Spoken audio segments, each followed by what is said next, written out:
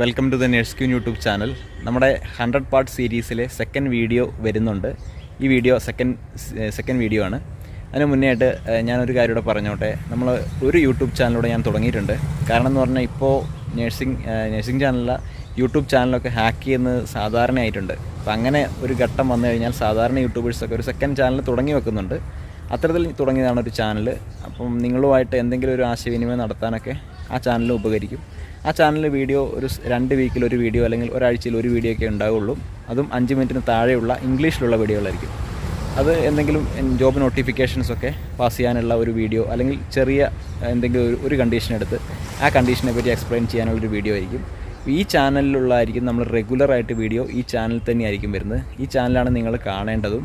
Exam കഴിഞ്ഞാലും ഈ channel തന്നെയാണ് നമ്മുടെ കയ്യിലുള്ളത്. മറ്റു ചാനലൊന്നും തുടങ്ങിയിടുന്നേ ഉള്ളൂ. അതിൻ്റെ ഒരു ലിങ്ക് ഞാൻ താഴെ കൊടുക്കുന്നതായിരിക്കും. അതിലിപ്പോൾ 1-2 വീഡിയോ ഞാൻ അപ്ലോഡ് ചെയ്തിട്ടുണ്ട്. നമുക്ക് വീഡിയോയിലേക്ക് പോകാം.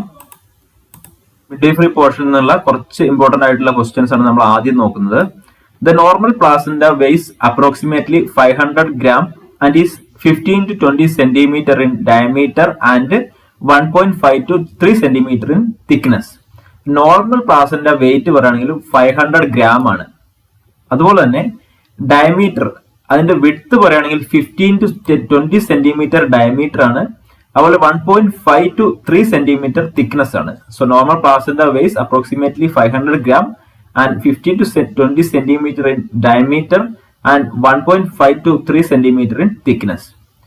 When placenta successuriata is an abnormality condition in placenta, is a placenta that has one or more accessory lobes connected to the main placenta by the blood vessels.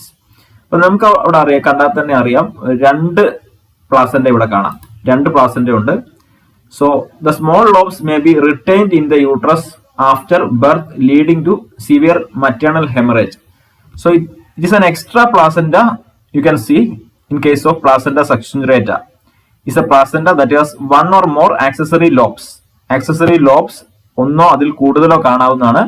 Connected to the main പ്ലാസന്റയിലേക്ക് connect ചെയ്യുകയാണ്. അപ്പം you can see an extra placenta in case of സക്സെഞ്ചുറിയേറ്റ.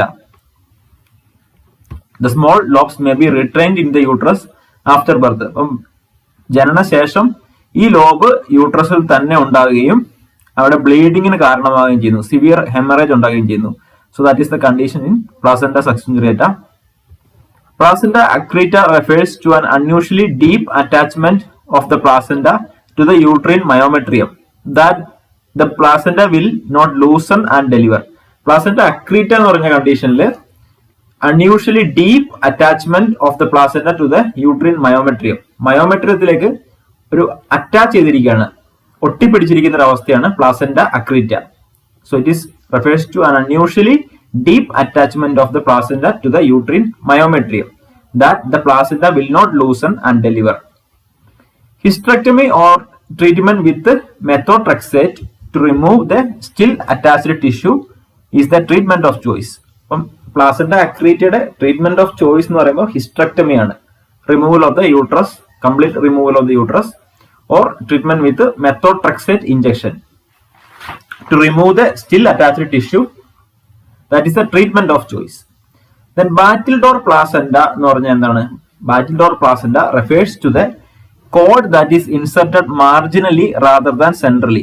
ശരിക്കും പറഞ്ഞാൽ umbilical code centrally ആണ്, ഈ central ഭാഗത്താണ് attach ചെയ്യേണ്ടത്. പക്ഷെ മാർജിനൽ ബാറ്റിൽഡോർ പ്ലാസന്റയിൽ മാർജിനൽ ആയിട്ടാണ് അറ്റാച്ച് ചെയ്തിരിക്കുന്നത്. കൂടെ കണ്ടാൽ തന്നെ അറിയാം, അംബ്ലിക്കൽ കോഡ് മാർജിനൽ ആയിട്ട് ഒരു സൈഡിലാണ് അറ്റാച്ച് ചെയ്തിരിക്കുന്നത്. ഇതാണ് പ്ലാസന്റ. ഇതിന്റെ ഒരു സൈഡിൽ അറ്റാച്ച് ചെയ്തിരിക്കുകയാണ്.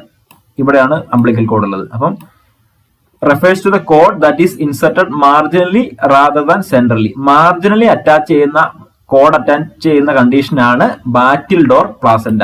മാർജിനലി അറ്റാച്ച് ചെയ്യുന്ന കണ്ടീഷനാണ് battledore placenta. Then 5 moments for hand hygiene. Hand ഹൈജീനിലെ 5 moments എന്തൊക്കെയാണെന്നാണ്. അപ്പം ഏതൊക്കെ സമയത്ത് നമ്മൾ ഹാൻഡ് വാഷ് ചെയ്യണം? Before the patient contact, before and antiseptic task, before and after antiseptic task. നമ്മൾ എന്തെങ്കിലും ഒരു പ്രൊസീജിയർ ചെയ്യണമെങ്കിൽ, എക്സാമ്പിൾ പറയുകയാണെങ്കിൽ ഒരു ഇഞ്ചക്ഷൻ കൊടുക്കുക, കത്തീട്രൈസേഷൻ ചെയ്യുക, അതിനൊക്കെ മുന്നേയും അതിന് ശേഷവും ഹാൻഡ് വാഷ് ചെയ്യണം. After body fluid exposure after the patient contact, after the contact with the patient surroundings. So that are the 5 moments for hand hygiene: before patient contact and after patient contact, before and after antiseptic task, after body fluid exposure, after patient contact, after contact with the patient surroundings. That 5 moments for hand hygiene. Then iron deficiency anemia is one of the most common hematologic disorders among children. Iron deficiency anemia ആണ് most common hematological disorder among children. Type 1 diabetes, or also known as insulin dependent diabetes mellitus and juvenile diabetes mellitus. Type 1 diabetes mellitus തന്നെയാണ്, other name ആണ് insulin dependent, അതുപോലെ തന്നെ juvenile diabetes mellitus. കാരണം ഇവർ ജന്മനാല് diabetic ആണ്, അതുകൊണ്ട് ഇവർക്ക് life long insulin വേണ്ടി വരും. So it is called insulin dependent diabetes mellitus or juvenile diabetes mellitus. ഇതിന്റെ മറ്റൊരു പേരാണ് juvenile diabetes mellitus. Insulin is produced by the beta cells of the islets of Langerhans located in the pancreas. അപ്പോൾ insulin produce ചെയ്യുന്നത് എവിടെ നിന്നാണ്? Islets of Langerhans. Beta സെൽസിലെ islets of ലാംഗർഹാൻസിലുള്ള beta cells ആണ് ഇൻസുലിൻ പ്രൊഡ്യൂസ് ചെയ്യുന്നത്, located in the pancreas. Insulin is produced by the beta cells of the islets of Langerhans located in the pancreas. Then 3 P's of diabetes are polydipsia, polyuria and polyphagia. 3 P's of diabetes mellitus are polydipsia, polyuria and polyphagia. Polydipsia എന്ന് പറയുമ്പോൾ increased thirst, ദാഹം കൂടുന്നതാണ് polydipsia. Polydipsia means increased thirst. Polyuria means increased urine, മൂത്രത്തിന്റെ അളവ് കൂടുന്നതാണ് polyuria. Polyphagia എന്ന് പറയുമ്പോൾ increased hunger and food consumption, വിശപ്പ് കൂടുക, ഭക്ഷണം കഴിക്കുന്നതിന്റെ അളവ് കൂടുന്നതാണ് polyphagia. So 3 P's of diabetes are polydipsia, polyuria and polyphagia. Polydipsia എന്ന് പറയുമ്പോൾ increased thirst, polyuria increased urination, polyphagia increased hunger. Then current jelly stool seen in intussusception disorder in which one part of the intestine slides inside another part. Current jelly stool കാണുന്ന ഇൻറ്റുസസെപ്ഷനിലാണ്. ഇൻറ്റുസസെപ്ഷൻ എന്ന് പറയുമ്പോൾ കുട്ടികളിൽ ഉണ്ടാകുന്ന ഒരു കണ്ടീഷനാണ്, especially immediately after birth. ഇത് കാണുന്നത് one part of intestine telescopes inside the another part of intestine. അപ്പോൾ ഒരു സെയിം ആയിട്ടുള്ള ഒരു ഇതിപ്പോ ഒരു ഇങ്ങനെ ആക്കി, അതായത് നമ്മളിങ്ങനെ ഇതേപോലെ രീതിയിൽ ഇങ്ങനെ അങ്ങോട്ടും ഇങ്ങോട്ട് ടെലിസ്കോപ്പ് ചെയ്തിരിക്കുകയാണ്. ഒരു ഇൻഡസ്ട്രീന്റെ ഭാഗം തന്നെ മടങ്ങി ഉള്ളിലേക്ക് കയറിയിരിക്കുകയാണ് in case of intussusception. Currant jelly stool seen in intussusception. Currant jelly stools കാണുന്ന ഇൻറ്റുസസെപ്ഷനിലാണ് disorder in which one part of the intestine slides inside another part. Ribbon like stool seen in Hirschsprung disease. അപ്പൊ Hirschsprung disease എന്ന് പറയുമ്പോൾ severe constipation, കുട്ടികളിൽ ഉണ്ടാകുന്ന severe constipation ആണ്. Other name is congenital aganglionic megacolon. Congenital aganglionic megacolon. Other name is Hirschsprung disease. Ribbon like stool seen in Hirschsprung disease. Severe constipation ഉണ്ടാകുന്ന ഒരു കണ്ടീഷനാണ് Hirschsprung disease. Oesophageal atresia with tracheo oesophageal fistula is a congenital condition of incomplete formation of the esophagus. Oesophageal atresia എന്ന് പറയുകയാണെങ്കിൽ ഒരു abnormal കണ്ടീഷനാണ്. ഈസോഫാഗസും ട്രക്കിയയും തമ്മിലുള്ള ഒരു abnormality കണ്ടീഷനാണ് ഈസോഫാഗൽ അട്രീഷ്യ അല്ലെങ്കിൽ ട്രക്കിയോ ഈസോഫാഗൽ ഫിസ്റ്റുല. ഈ പടത്തിൽ നിങ്ങൾക്ക് കണ്ടാൽ അറിയാം, ഈസോഫാഗൽ ഫിസ്റ്റുല അല്ലെങ്കിൽ ട്രക്കിയോ ഈസോഫാഗൽ ഫിസ്റ്റുല എന്ന് പറയുമ്പോൾ ഇതാണ്. മോസ്റ്റ് കോമൺ ടൈപ്പ് എന്ന് പറയുമ്പോൾ esophageal atresia with distal tracheoesophageal fistula. Esophageal atresia with distal tracheoesophageal fistula ആണ് മോസ്റ്റ് കോമൺ. 85% കാണപ്പെടുന്ന tracheoesophageal fistula ആണിത്. അതായത് ഇത് ഈസോഫാഗസ് ആണ്. ഈസോഫാഗൽ അട്രീഷ്യ ഉണ്ട്, ഇവിടെ ക്ലോസ് ആയിരിക്കുകയാണ്. Then the lower part of the esophagus attached to the trachea here. So this is tracheoesophageal fistula, very common. That is നമ്മൾ എക്സാമിന് ചോദിച്ചു കഴിഞ്ഞാൽ oesophageal atresia with distal tracheo oesophageal ഫിസ്റ്റുലയാണ് most common.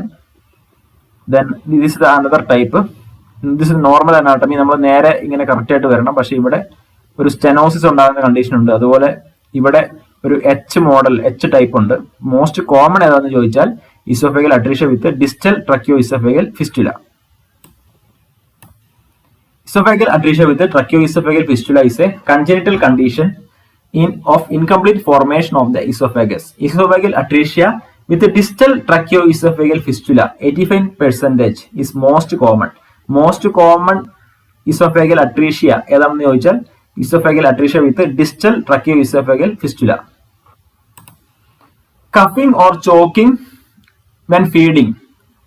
That is the most common. Tracheoesophageal fistula most common ആയിട്ട് കാണുന്നത് immediately after birth the child will cough or choke. Feed തുടങ്ങുമ്പോൾ തന്നെ കഫിങ്ങും ചോക്കിങ്ങും തുടങ്ങുന്നത് TEF-ന്റെ മെയിൻ ആയിട്ടുള്ള ഒരു സിംറ്റംസ് ആണ്. The gluteus maximus is the largest muscle in the human body muscles. Gluteus maximus ആണ് largest muscle human ബോഡിയിലുള്ള muscles in each buttock which move the thigh. This muscle seen in each buttocks which move the thigh. Gluteus maximus is the largest muscle seen in buttocks. The longest muscle in your body is sartorius. Sartorius ആണ് longest muscle located in front of your thighs. Longest muscle in your body is sartorius located in front of your thighs.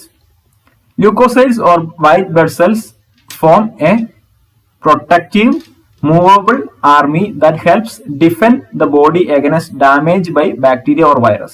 നമുക്കെല്ലാം അറിയും, വളരെ simple ആണ്. ലൂക്കോസൈറ്റ്സിന്റെ മറ്റൊരു പേരാണ് white blood cells. ഒരു protective army ആയിട്ടാണ് നമ്മുടെ ശരീരത്തിൽ ഇത് നിലനിൽക്കുന്നത്. നോർമൽ കൗണ്ട് എന്ന് പറയുമ്പോൾ 4000-ഉം 11,000 WBC പെർ മില്ലിമീറ്റർ ക്യൂബ് ആണ്. 4000-നും 11,000-നും ഇടയ്ക്കാണ് നോർമൽ ആയിട്ടുള്ള ഒരു അളവ്. നമ്മുടെ ശരീരത്തിൽ നിന്നുള്ള മൈക്രോ ഓർഗാനിസത്തെ തുരത്തി ഓടിക്കുന്നതാണ് വൈറ്റ് ബ്ലഡ് സെൽസുകൾ. A normal RBC count would be 4.7 to 6.1 million cells. അപ്പം RBC കൗണ്ട് നോർമൽ 4.7 to 6.1 ആണ്, മില്യൺ പെർ മൈക്രോ ലിറ്റർ ആണ്. Red blood cells carry oxygen from our lungs to the rest of our bodies. RBC സാധാരണ നമ്മുടെ ശരീരത്തിൽ നിന്ന് ലങ്സിൽ നിന്നും oxygen നമ്മുടെ എല്ലാ കോശങ്ങളിലേക്ക് എത്തിക്കുന്ന RBC ആണ്. അതുപോലെ തന്നെ റിട്ടേൺ ടൈമിൽ നമ്മുടെ എല്ലാ കോശങ്ങളിൽ നിന്നും കാർബൺ ഡൈ ഓക്സൈഡിനെ തിരിച്ച് ലങ്സിലേക്ക് എത്തിക്കുന്നതും RBC ആണ്. So RBC carry oxygen from our lungs to the rest of our bodies and also return it will carry carbon dioxide to the lungs also. Lymphocytes, neutrophils, eosinophils, basophils, monocytes are WBCs. അപ്പോൾ WBCs എന്തൊക്കെയാണെന്ന് ചോദിച്ചാൽ lymphocytes, neutrophils, eosinophils, basophils, monocytes ഇതൊക്കെ WBC ആണ്. Monocytes are the largest cells of the blood. ഈ ഒരു WBC തന്നെ ഏറ്റവും വലുതാണ് monocytes. Averaging 15 to 80 μm in diameter. അപ്പൊ മോണോസൈറ്റ്സ് ആണ് ലാർജസ്റ്റ് സെൽസ്. അതിന്റെ സൈസ് 15 to 18 μm ആണ്. Lymphocytes are smallest. Lymphocytes are smallest WBC. The acronym CPAP refers to continuous positive airway pressure. CPAP എന്ന് പറയുമ്പോൾ continuous positive airway pressure ആണ്. Used patients show signs of respiratory distress, have rapid breathing and pulse oximetry of less than 90% obstructive sleep apnea. നമ്മൾ ICU കണ്ടിട്ടുണ്ടാവും patient ഇങ്ങനെ ഒരു mask പോലെ tight fitting mask ഇങ്ങനെ വെച്ചിരിക്കുന്നത് കാണാം.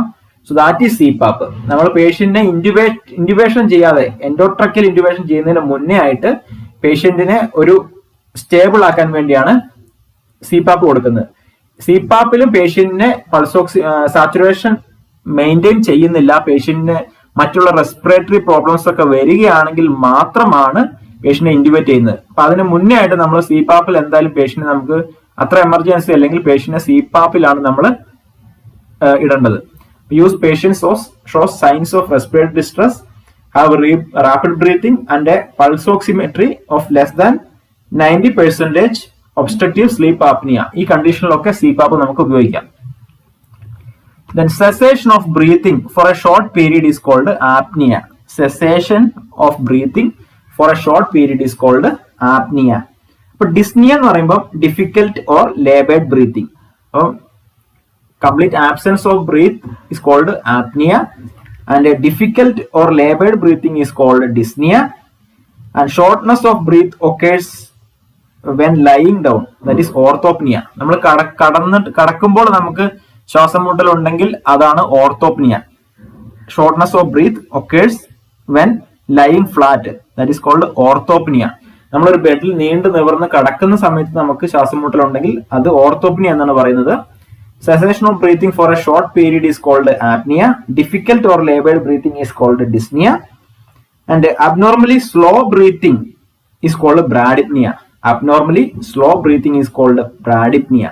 ഇതെല്ലാം ഒന്ന് ഓർത്തു വെക്കുക. അവിടെ ബ്രാഡിപ്നിയയിൽ സാധാരണ അഡൽട്ട് ആണെങ്കിൽ less than 12 breath per minute ആയിരിക്കും. Bradypnoea in adult is less than 12 breath per minute, and infant less than 30 per minute. ഇൻഫന്റിനാകുമ്പോൾ ലെസ് ദാൻ 30 പെർ മിനിറ്റും അഡൽറ്റിനാകുമ്പോൾ ലെസ് ദാൻ 12 പെർ മിനിറ്റും ആണ് ഉണ്ടാകുന്നത്. Then autologous blood transfusion is the collection of blood from a single patient and retransfusion back to the same patient when required. എന്താണ് autologous? Autologous blood transfusion എന്ന് പറയുകയാണെങ്കിൽ is the collection of blood from A single patient. ഒരാളിൽ നിന്ന് തന്നെ blood collect ചെയ്ത് പിന്നീട് ഒരു സമയത്ത് അദ്ദേഹത്തിൽ ആ ഒരു മനുഷ്യനിൽ തന്നെ ഇൻഫ്യൂഷൻ ചെയ്യുന്നതാണ് ഓട്ടോലോഗസ്. സെയിം ഒരു മനുഷ്യന്റെ ശരീരത്തിൽ നിന്ന് എടുത്തിട്ട് ആ മനുഷ്യന്റെ ശരീരത്തിലേക്ക് തന്നെ ട്രാൻസ്ഫ്യൂസ് ചെയ്യുന്നതിന് നമുക്ക് ഓട്ടോലോഗസ് ബ്ലഡ് ട്രാൻസ്ഫ്യൂഷൻ എന്നാണ് പറയുന്നത്. Then biometrical impedance refers to an electrical measurement of the total body water compared to body fat. എന്താണ് ബയോമെട്രിക്കൽ ഇംപിഡൻസ് എന്ന് പറഞ്ഞാൽ? That refers to an electrical measurement of total body water compared to body fat. നമ്മുടെ ശരീരത്തിലുള്ള body വാട്ടറും body ഫാറ്റുമായിട്ട് compare ചെയ്യുന്നതിനെയാണ് biometrical impedance എന്ന് പറയുന്നത്. ബയോമെട്രിക്കൽ ഇംപിഡൻസ് എന്ന് പറയുമ്പോൾ നമ്മുടെ ശരീരത്തിലുള്ള ബോഡി വാട്ടറും ഫാറ്റുമായിട്ട് കമ്പയർ ചെയ്യുന്ന ഒരു മെഷർമെന്റ് ആണ് biometrical impedance. Then body mass index is a measure of body fat based on height and weight. Body mass index എന്ന് പറയുകയാണെങ്കിൽ is a measure of body fat based on height and weight. അപ്പം weight in kilogram by height in metre square. Body mass index കാണാനുള്ള ഫോർമുലയാണ് weight in kilogram by height in metre square. Weight in kilogram by height in metre square, that is body mass index. Anthropometric measurements include hip to waist ratio. അപ്പൊ ഇത് anthropometric measurements എന്താണെന്ന് പഠിച്ചു വെക്കുക. അത് നമ്മൾ സാധാരണ ഇൻഫന്റ് മുതൽ 12 വയസ്സ് വരെയുള്ള കുട്ടികൾക്കാണ് സാധാരണ ചെയ്യാറുള്ളത്. ഈ measurement include hip to waist ratio, mid upper arm circumference and skin fold thickness. അപ്പൊ ആന്ത്രോപോമെട്രിക് മെഷർമെന്റ്സിൽ എന്തൊക്കെയാണ് വരുന്നത്? Hip to waist ratio, mid upper arm circumference and skin fold thickness. Then pain is assessed by, pain നമ്മൾ എങ്ങനെയാണ് assess ചെയ്യുന്നത്? The use of observation. നമ്മൾ observe ചെയ്യും pain ഉണ്ടോ, പേഷ്യന്റിന്റെ ഫേഷ്യൽ എക്സ്പ്രഷൻ നോക്കും. Then questioning and assessment tools. അപ്പം ഏതൊക്കെ pain scale ഉണ്ട്, പെയിൻ സ്കെയിൽ യൂസ് ചെയ്യും ഐസിയുലൊക്കെ. The use of observation, questioning and assessment tools. Pain is assessed by the use of observation, questioning and assessment tools. അപ്പൊ നമ്മുടെ second പാർട്ടും കഴിഞ്ഞിരിക്കുകയാണ്. വളരെ important ആണെന്ന് തോന്നുന്ന കുറച്ച് പോയിന്റ്സ് ആണ് ഞാൻ ആഡ് ചെയ്തിരിക്കുന്നത്. അപ്പൊ അടുത്ത 50 പോയിന്റ്സ് കൂടെ നമ്മൾ വരുന്നുണ്ട്. അപ്പൊ അതിനുശേഷം നമ്മൾ നെക്സ്റ്റ് 100 പോയിന്റ്സിലേക്ക് പോകുന്നതായിരിക്കും. അതിനിടയ്ക്ക് നമുക്ക് മോഡൽ എക്സാം ചെയ്യണം. എല്ലാവരും നന്നായിട്ട് പഠിക്കുന്നുണ്ടെന്ന് വിശ്വസിക്കുന്നു. വീഡിയോ ഇഷ്ടമാണെങ്കിൽ ലൈക്ക് ചെയ്യുക, കൂട്ടുകാരിലേക്ക് ഷെയർ ചെയ്യുക. അതുപോലെ ചാനൽ ഇതുവരെ സബ്സ്ക്രൈബ് ചെയ്യാത്തവർ ആരെങ്കിലും ഉണ്ടെങ്കിൽ സബ്സ്ക്രൈബ് ചെയ്യുക. Thank you.